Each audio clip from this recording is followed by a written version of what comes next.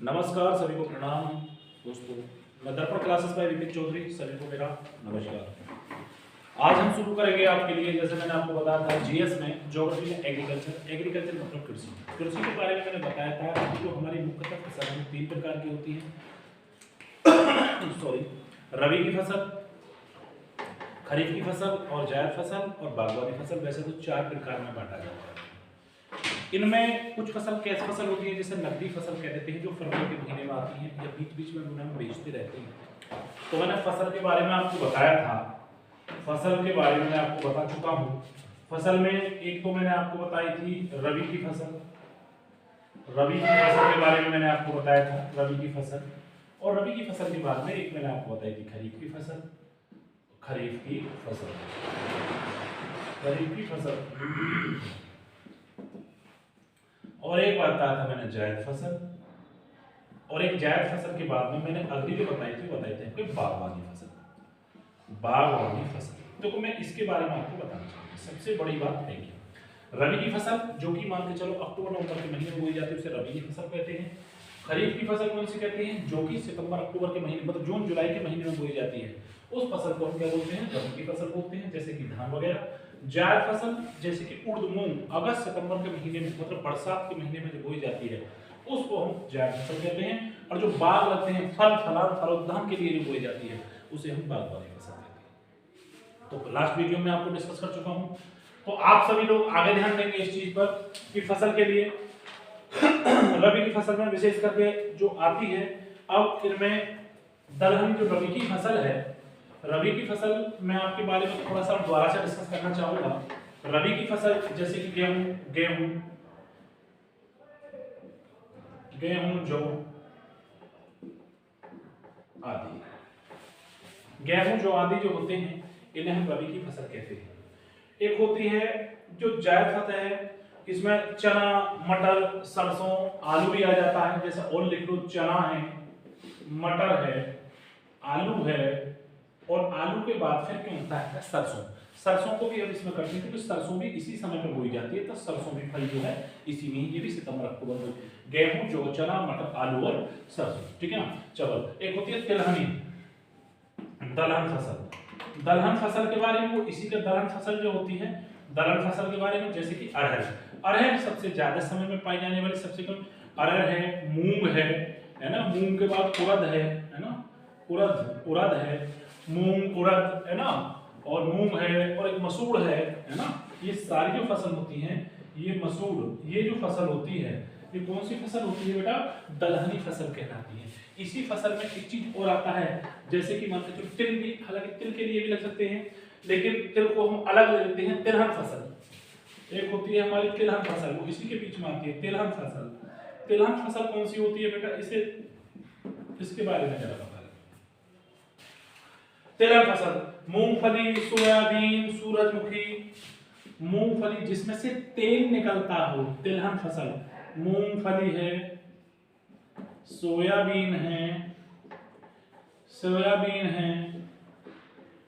काला तिल है, काला तिल है ना, काला तिल। मूंगफली, सोयाबीन, काला तिल, ठीक है ना। और जिनका तेल निकलता हो, उनको हम वैसे तो कायदे में तो पीली सरसों भी इसी में आ जाती है। पीली सरसों को भी हम तिलहनी फसल में ही गिनते हैं। एक और होती है सूरजमुखी। सूरजमुखी जो सूरज के मुख से वो खिलता है, जिसका फूल, उसे सूरजमुखी कहते हैं। तो मूंगफली, सोयाबीन, काला तिल, पीली सरसों, इस फसल को हम तिलहनी फसल के नाम से जानते हैं, है ना। एक होती है जैसे कि एक होती है नकदी फसल। नकदी फसल का भी कभी कभी आपसे पूछे सवाल, तो उससे आप डायरेक्ट आप सही कर सकते हो। भाई देखो, नकदी फसल के बारे में, जिसे हम नकदी फसल बोलते हैं, क्या बोलते हैं? नकदी फसल, जो कि नगद में बेची जाती है, वे फसल है। कौन सी फसल होती है? जो व्यवसायिक दृष्टि से नगद लेकर में काम करती हैं, जिन्हें व्यवसायिक उद्देश्यों से बोया जाता है, उन्हें नकदी फसल कहते हैं। जिन्हें व्यवसायिक उद्देश्य से, क्या सब आ जाता है? व्यवसायिक उद्देश्य से, अपना पूरा सेंटेंस लिखेंगे, व्यवसायिक उद्देश्य से बोया जाता है, उसे हम क्या कहेंगे? नकदी फसल के नाम से जानते हैं। नकदी फसल जैसे कि कौन कौन सी है? गन्ना है, गन्ना के बाद कौन सी, कपास है, इसे नकदी, गन्ना फिर क्या, कपास, कपास, गन्ना है, कपास है, और चाय, चाय है ना, चाय है, कॉफी है, कॉफी, और रबर, क्योंकि इनका क्या करते हैं हम, व्यवसाय करते हैं। गन्ना 90%, कपास, चाय, कॉफी और रबर, ये सारी चीज कैसी हैं, जिन्हें हम उनके व्यवसायिक रूप में प्रयोग करते हैं, उन्हें हम व्यवसायिक फसल कहते हैं, मतलब कि इट मींस नकदी फसल कहते हैं गन्ने में, गन्ना, कपास और चाय के लिए। तेरह फसल के बारे में बताया, गर्म फसल, रबी की फसल। अब आगे बात करेंगे, ठीक है बेटे। एक होती है जैसे कि 3-4 वर्षों तक उत्पादन किया जाता है, चाय, कॉफी, नारियल है, उसके बाद में आगे की भी बहुत सारी फसल है ऐसी जिसके बारे में हम बात कर सकते हैं, ठीक है ना। तो बागवानी फसल है, बागवानी फसल के लिए भी हम इसमें डाल सकते हैं कुछ बागवानी फसल, जैसे कि मैं आप सभी लोगों से कह चुका हूं कि मेरा वीडियो देखने से पहले मैं कहता हूं कलम और कॉपी अपने हाथ में लेकर बैठा करें। आपका कोई भी फैक्ट कोई भी किसी भी तरह से दे सकता है, जितने भी पेपर परीक्षाएं आती हैं सब में फैक्ट पूछे जाते हैं, तो साथ के साथ मैं डिस्क्रिप्शन के साथ साथ आपका फैक्ट भी क्लियर कराते जा रहा हूँ। बाद में ये ना कहें कि जी हमें ये नहीं पढ़ाया गया, ऐसा कुछ नहीं है, अलग से कोई मास्टर टीचर आपको पढ़ाने के लिए नहीं आएगा, अपना कागज पेंसिल अपने हाथ में लेकर काम किया करें, ठीक है। अच्छा, अब हमने बताई थी आपके लिए नकदी फसल, अब हम आपको बागवानी फसल के बारे में बताते हैं। बागवानी फसल कौन सी होती है, जिन पौधों की रोपाई होती है, जिन फसलों में पौधों की रोपाई होती है वो 3-4 वर्ष में फल उत्पादन देना शुरू कर देते हैं, जैसे पान है और बहुत सारे बागोद्यान हैं, उनके लिए हम बात कर सकते हैं। फसल में जैसे हम बात करेंगे बागवानी फसल, ठीक है ना, क्या करेंगे, बागवानी फसल की बात करेंगे। तो बागवानी फसल करेंगे, बागवानी फसल, इसे हम बागवानी फसल के नाम से जानते हैं। तो मेरे प्यारे बच्चों, बागवानी फसल क्या होती है, बागवानी फसल है ना, बागवानी फसल जिनमें पौधों की रोपाई की जाती है, क्या की जाती है, पौधों की रोपाई की जाती है, पौधों की रोपाई की जाती है, पौधों की रोपाई की जाती है, उसे हम क्या बोलते हैं, बागवानी फसल। 3-4 वर्षों तक पौधों की रोपाई की जाती है, पौधों की रोपाई की जाती है, रोपाई है ना, की जाती है, उन्हें हम बागवानी फसल कहते हैं। जैसे कि पान है ना, पान है, नारियल है, केला, रबर, केला है, केला, जैसे कि हम ले सकते हैं केला है, रबर है, तो पान है, और देखो आम है ना, आम है और आदि, ये जो फसल है जो बाग से पैदा होते हैं उन्हें हम बागवानी फसल कहते हैं। इसमें पौधा लगाया जाता है, और पौधे की रोपाई की जाती है, और ये अगस्त और सितंबर के महीने में बोया जाता है, अगस्त, ताकि बरसात के मौसम में उत्तर भारत में जैसे कि बारिश पड़ती है अगस्त, जुलाई या सितंबर में, ताकि वो पौधा अपनी सुगमता से जड़ पकड़ दे, ये जड़ होती हैं, और जड़ पकड़ने के बाद में उसकी ग्रोथ हो जाए, वो 3 से 4 वर्षों में फल देने की स्थिति में आ जाता है। समय समय पर हम इसकी जड़ में रोपाई, डीएपी, खाद वगैरह लगाकर, इसका मिनरल्स लगाकर इस पौधे को हम लगाते हैं। जैसे उत्तर भारत में कुछ लोग कल्टार दवा आती है उसका यूज करते हैं, कल्टार मेडिसिन होटेल के लिए बहुत फेमस है।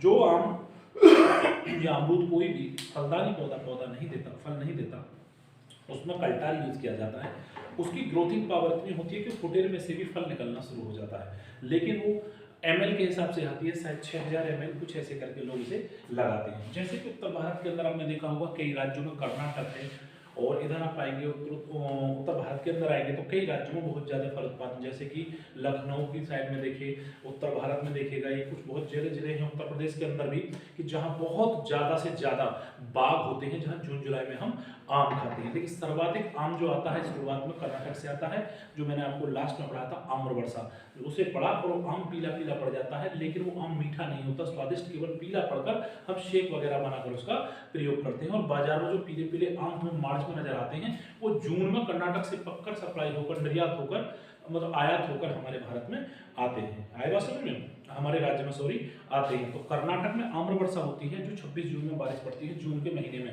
तो जून के महीने में ही वो फल पक जाता है और हमारे यहाँ आना शुरू हो जाते हैं, उसे स्टॉक में लोग रख लेते हैं। ठीक है, अब हम आगे की बात करते हैं, ठीक है ना। बागवानी फसल एक होती है शुष्क खेती। शुष्क खेती ऐसी होती है जैसे कि बाजरा। कुछ खेती ऐसी होती है जिन्हें पानी की ज्यादा आवश्यकता नहीं होती। राजस्थान में बाजरा और सरसों एक ऐसी फसल है कि जिसमें हमें ज्यादा पानी की आवश्यकता नहीं होती। अनाज और दलहनी फसलों का उत्पादन किया जाता है, इसमें अनाज भी हो जाता है। शुष्क खेती 60 सेंटीमीटर से कम वर्षा वाले स्थलों को हम शुष्क वर्षा कहते हैं। सॉरी, जिस स्थान पर 60 सेंटीमीटर से कम बारिश होती है उस स्थान को हम शुष्क स्थल के नाम से जानते हैं। मैंने लास्ट में भी आपको पढ़ाया था, फिर मैं कहूंगा जिस स्थान पर 60 सेंटीमीटर से अधिक वर्षा कहते हैं उसे हम शुष्क स्थल नहीं बल्कि आर्द्र स्थल बोलते हैं, मतलब नमी का स्थल, वहां सब कुछ हो सकता है। जिस भूमि में 60 सेंटीमीटर से कम बारिश होती है उसे हम शुष्क स्थल बोलते हैं। तो शुष्क स्थल में, इस शुष्क स्थल के लिए हम लिखेंगे शुष्क फसल। क्या लिखेंगे? शुष्क फसल। तो शुष्क फसल का मतलब ये है कि मतलब जो खुश्की जो होती है, मतलब शुष्क रहने का, शुष्कता जो होती है फसल, जिस क्षेत्र में मैं डायरेक्टली लिख रहा हूं 60 सेंटीमीटर से कम स्थल वाले क्षेत्र को कम स्थल वाले क्षेत्र में शुष्क फसल होती है। कौन सी होती है बेटे? शुष्क फसल होती है। शुष्क फसल होती है। फिर मैं आपको बताऊंगा सर, जैसे कि इसमें दलहन वगैरह होती है, दलहन होती है, और इसमें और बहुत सारे क्षेत्र दलहनी फसलों का उत्पादन किया जाता है। दलहन है, और दलहन एवं मोटे अनाज की होती है। मोटे अनाज में बात होती है, मोटा अनाज इसमें प्रयोग किया जाता है। एक तो मैं बता दें, जैसे कि बाजरा आपने देखा होगा शुष्क। यदि हम पूर्व की तरफ चले, पूर्वांचल साइड में चले, तो आपने ध्यान दिया होगा कि वहाँ बारिश बड़ी कम रहती है, तो हम बाजरा बोलते थे। तो बाजरा को बहुत कम क्या चाहिए? पानी चाहिए, इसीलिए वो बाजरा हो जाता है। बाजरा का उत्पादन होता है, तो इसीलिए इसे बाजरा के उत्पादन के नाम से जानते हैं। दलहन एवं मोटे अनाज होते हैं इसमें, है ना। बाजरा का उत्पादन किया जाता है, शुष्क फसल है, क्योंकि बाजरे को ज्यादा पानी की आवश्यकता नहीं होती। सरसों को भी ज्यादा पानी की आवश्यकता नहीं होती। सरसों को भी वैसे ही होता होगा बिल्कुल। सरसों को एक बार बोतल रोपाई कर दो तो जैसे बिना पानी के ही हो जाता है। तो सरसों और बाजरा ये मुख्यतः उत्तर प्रदेश के अंदर ही, अभी हम बात करें तो उत्तर प्रदेश में, पूर्वी उत्तर प्रदेश में हम देखें तो ये सारी चीज हमें देखने के लिए मिलती है। इसके दाने बखेर दिए और राम भरोसे छोड़ दिया, बारिश हो मत, मतलब ये वर्षाधीन नहीं है, वैसे ही इनकी पैदावार हो जाती है। क्लियर? तो इन चीजों को विशेष करके ध्यान रखेंगे। शुष्क फसल के बाद में अगली जो फसल है, उसके बाद में अगली हमने आपको बताई कि बहुत सारी फसलें हम आपको पहले भी डिस्कस कर चुके हैं, ठीक है। पहले भी हम आपको डिस्कस कर चुके हैं। हमने लास्ट टाइम पे भी आपको बताया था कि इसकी फसल का उत्पादन और कहां से किस चीज को लिया जाता है और किया जाता है। अब कुछ ऐसी फसल है, आपने देखा होगा, कुछ चीज सुमेलित करने के लिए आती है, जैसे कि एपीकल्चर, फ्लोरिकल्चर। एपीकल्चर मधुमक्खी पालन के लिए कहा जाता है कि नहीं। तो इनके लिए कल्चर बनाए गए। एग्रीकल्चर, हॉर्टिकल्चर, है ना, फलों के उत्पादन के लिए। इन कल्चर सब में शब्द मिलेगा, लेकिन पहला वर्ड अलग होगा। उन्हें सुमेलित करने के लिए एक क्वेश्चन जरूर पूछा जाता है एग्रीकल्चर में से। तो मैं आज इन कुछ मुख्य जो कल्चर्स हैं, जो एग्रीकल्चर के पार्ट हैं, जैसे कि फल की खेती, फूलों की खेती, नाज की खेती, बाग की खेती, मधुमक्खी पालन, इन सब चीज के लिए एक कल्चर बनाया गया है। उनका किसी एपीकल्चर है, किसी को फ्लोरोकल्चर है, तो कोई कौन सा हॉर्टिकल्चर है, तो उस कल्चर के बारे में हम लिखेंगे, ठीक है। आप देखते हैं आगे, ठीक है। विभिन्न प्रकार की फसलें होती हैं, विभिन्न प्रकार की फसलें होती हैं, उन चीजों को हम विशेष करके ध्यान देंगे। देखिए विभिन्न प्रकार के स्थान हैं। विभिन्न प्रकार के स्थान में यदि हम देखें तो कौन सा होता है? एपीकल्चर। यदि हम बात करेंगे, देखो सबसे पहले बात करेंगे एपीकल्चर। मैं थोड़ा मोटा ले लेता हूँ, शायद आपको दिखाई नहीं दे रहा होगा, ज्यादा मोटा है। एपीकल्चर, सॉरी, एपीकल्चर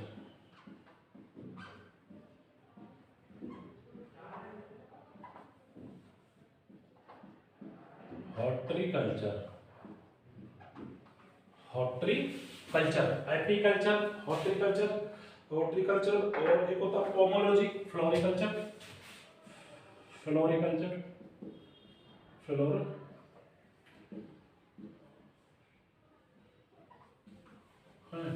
एक होता है पोमोलॉजी, एक होता है पोमोलॉजी, एक होता है पोमोलॉजी।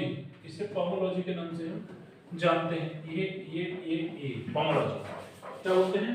पोमोलॉजी। एक होता है ओलेरिकल्चर, जिसे हम मानते हैं ओलेरिकल्चर। क्या मानते हैं बेटे? ओलेरिकल्चर। इन्हें जरूर ध्यान से दें। एलोरिकल्चर, एलोरिकल्चर क्या है? ठीक है, एलोरिकल्चर के बारे में। और एक एलोरिकल्चर के बाद में एक होता है विटिकल्चर। जैसे जैसे मुझे याद आ रहे हैं, वेटोरिकल्चर है ना, वेटिकल्चर, विटिकल्चर के नाम से जाना जाता है। और विटिकल्चर के बाद हॉर्टिकल्चर, वेटोरिकल्चर, और एक आता है, एक है पिसिकल्चर। क्या आता है? पिसिकल्चर। क्या आता है बेटा? पिसिकल्चर। ये जरूर याद करने, इसमें से एक सवाल जरूर आता है, पिसिकल्चर। पिसिकल्चर के बाद में एक आता है सेरिकल्चर। क्या आता है? Sericulture, sericulture, sericulture, sericulture. और एक और आता है जो केंचुओं का, वर्मीकल्चर। क्या आता है? वर्मीकल्चर। तो भाई ये सारे कल्चर हैं और इन सारे कल्चर को जरूर याद रखना। वर्मीकल्चर, वर्मीकल्चर के बाद में अगला कौन सा आता है? एरोपोनिक्स है। एक होता है सिक्वीकल्चर, एक होता है सिक्वीकल्चर। से आधा के वे सिक्वी, और ये के आधा ले चेहरे, ये कल्चर सिक्वीकल्चर के नाम से जाना जाता है। सिक्वीकल्चर है। और एक आता है मोरिकल्चर। कौन सा आता है? Moriculture, moriculture. एक आता है मोरिकल्चर के नाम से, ध्यान देंगे जरा। अब देखो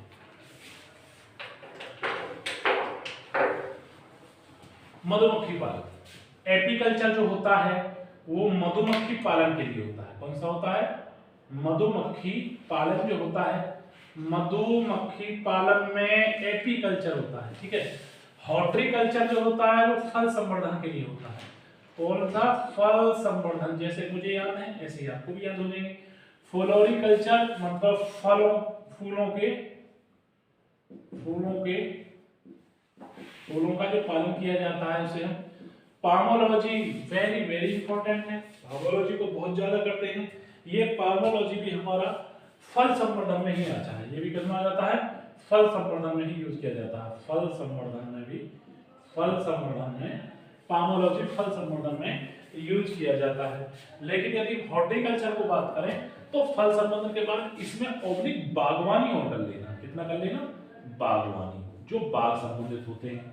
पामोलॉजी फूलों संबंध, फ्लोरिकल्चर फूलों का उत्पादन, एपीकल्चर उत्पादन, एक होता है ओलेरिकल्चर, ओलेरिकल्चर होता है। इस ओलेरिकल्चर के बारे में हम देखेंगे। ये ओलेरिकल्चर जहां वाराणसी अनुसंधान है इसका, ये सब्जियों का होता है। कहां होता है? सब्जियों का, सब्जियों का उत्पादन जो होता है उसे हम सॉलिकल्चर कहते हैं। एक होता है विटिकल्चर। विटिकल्चर भी मैं आपको पहले बता दूं। विटिकल्चर वैसे देखे जाए तो जहां विटी है ना, विटी का मतलब याद करने का था, अंगूर उत्पादन के लिए होता है। कौन से लिए होता है? अंगूर उत्पादन के लिए इसे प्रयोग किया जाता है। एक होता है पिसिकल्चर, रेशम के लिए। पिसिकल्चर किसके लिए होता है? नहीं सॉरी, पिसिकल्चर होता है मत्स्य पालन के लिए। किसे? मत्स्य पालन। ये एक सवाल जरूर आता है भाई, मत्स्य पालन के लिए। सेरिकल्चर का प्रयोग किया जाता है।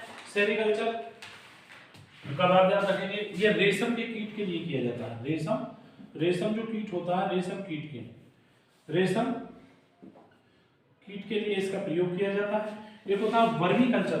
वर्मीकल्चर होता है केंचुओं के अनुसंधान के लिए। केंचुए, केंचुए के पालन को हम वर्मीकल्चर कहते हैं। ये किसानों का जो कंपोस्ट खाद होता है। एक होता है सिक्वी, एक होता है मैरीकल्चर।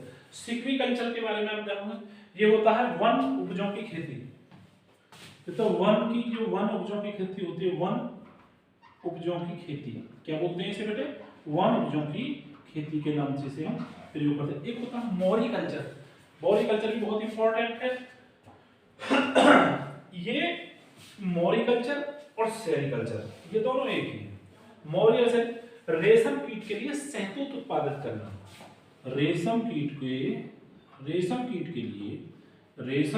लिए शहतूत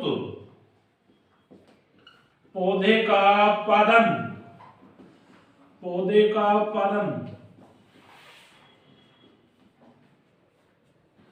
उत्पादन करना मोरिकल्चर कहलाता है। देखो फिर ध्यान देंगे, एपीकल्चर किसे कहेंगे, मधुमक्खी के पालन के लिए। हॉर्टिकल्चर फल फल संवर्धन मतलब कि जो बागवानी बागों के लिए उसे हॉर्टिकल्चर कहते हैं। फ्लोरोलॉजी फलों के लिए। पोमोलॉजी फल संवर्धन के लिए। फ्लोरोलॉजी फल फूलों के लिए। ओलरीकल्चर जो होता है वो किसके लिए होता है, सब्जियों के उत्पादन के लिए। विटिकल्चर अंगूर उत्पादन के लिए होता है। पिसिकल्चर मत्स्य पालन के लिए। ये बहुत आते हैं दोनों भाई। सेरिकल्चर ये रेशम कीट के लिए होता है। वर्मिकल्चर ये भी। सिक्विकल्चर वनजों के लिए। मोरिकल्चर किसके, रेशम कीट के उत्पादन के लिए प्रयोग किया जाता है। इसे एपीकल्चर के नाम से प्रयोग करते हैं। जैसे कि आप में सुमेलित ऐसे ऐसे करने के लिए आ जाएगा, ऐसे ऐसे करने के लिए, सुमेलित करने के लिए आता है। यदि आपको सारे याद है तो आप अच्छे से कर सकते हो, कोई परीक्षा ऐसी नहीं है। पीसीएस या छोटा पेपर या एसएससी एक दो सवाल से जरूर पूछ लिया जाता है। डायरेक्ट भी पूछ लेगा। फ्लोरिकल्चर किसे कहते हैं, नीचे दे दिया, चार ऑप्शन दे दिए। कुछ ओलरीकल्चर किसे दे दोगे तो ओलरीकल्चर आपको याद होना चाहिए। विटिकल्चर पूछेगा तो विटिकल्चर भी किसे होना चाहिए, आपको पता होना चाहिए। पिसिकल्चर भी पूछेगा तो भी पूछेगा। सेरिकल्चर पूछेगा तो सारे कल्चर आपको याद करने हैं। अब होता है शस्य गहनता। अब इसे मैं यहाँ से मिटाता हूँ, आप सभी लोगों को अपनी कॉपी में नोट डाउन करते रहें, ठीक है नहीं। तो ये नहीं कि सर ने मुझे ये नहीं पढ़ाया, तो जो एग्रीकल्चर में मैंने पार्ट आपको पढ़ाए हैं वो सारे पार्ट आपको आने चाहिए, ठीक है। अच्छा, दूसरी बात, इसे अच्छे से अपनी प्रैक्टिस करेंगे। ये शस्य उत्पादन अगला है। नकदी फसल में शस्य गहनता के बारे में हम बात करते हैं। तो आज मैंने जो वीडियो बनाया, मैंने आपको सारे एपीकल्चर्स पढ़ाए और सारे कल्चर्स को, फसल को मैंने किया है लास्ट। तो आज के लिए सिर्फ इतना ही। सभी के लिए धन्यवाद।